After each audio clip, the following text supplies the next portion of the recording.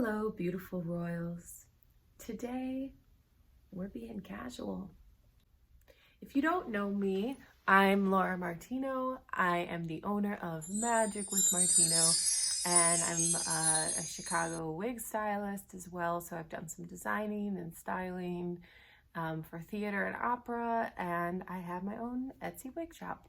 So the whole idea behind this series, Casual Wig Workin, is it's just gonna allow me to bring you along for the ride in a way that's just gonna be much more efficient for me to get you content and tips and tricks.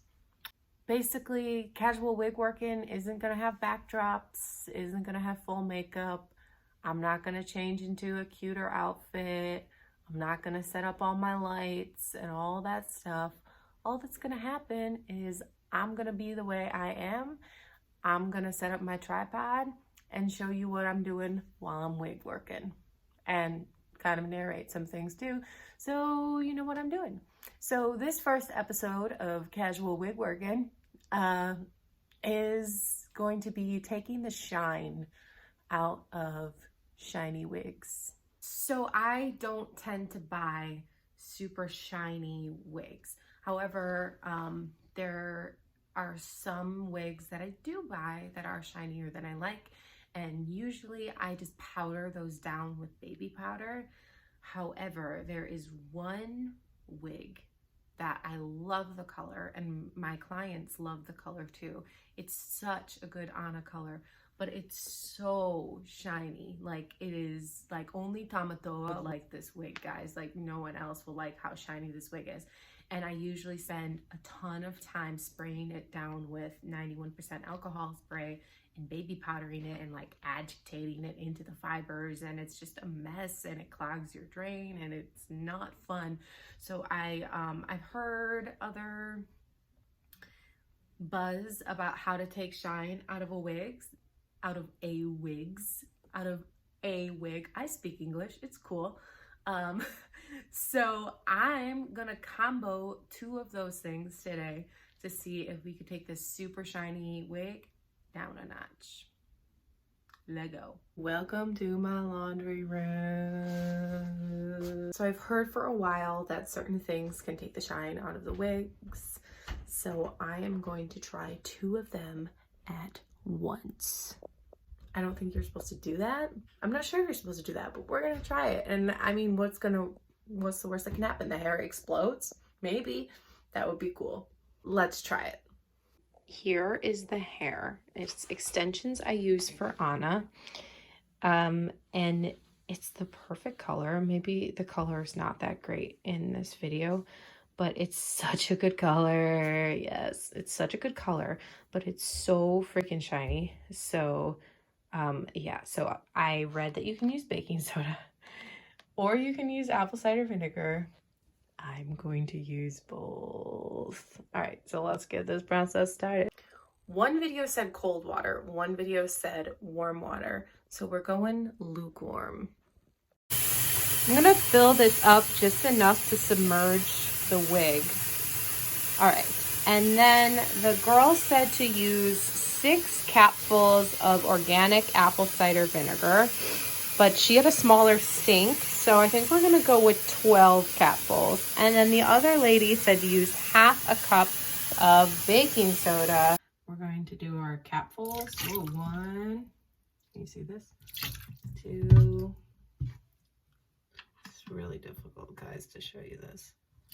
3, 4, 5, 6, 7, 8, 9, 10, 11, 12, 1 for good luck. What we're trying to do is strip away that first layer, that like plastic sheen. So with the baby powder, it just covers it. This stuff is supposed to strip it away, which sounds way better and more permanent. Okay, the 1/4 cup seems like a lot, but she said in the video that you can't really do too much, so we might as well put the half a cup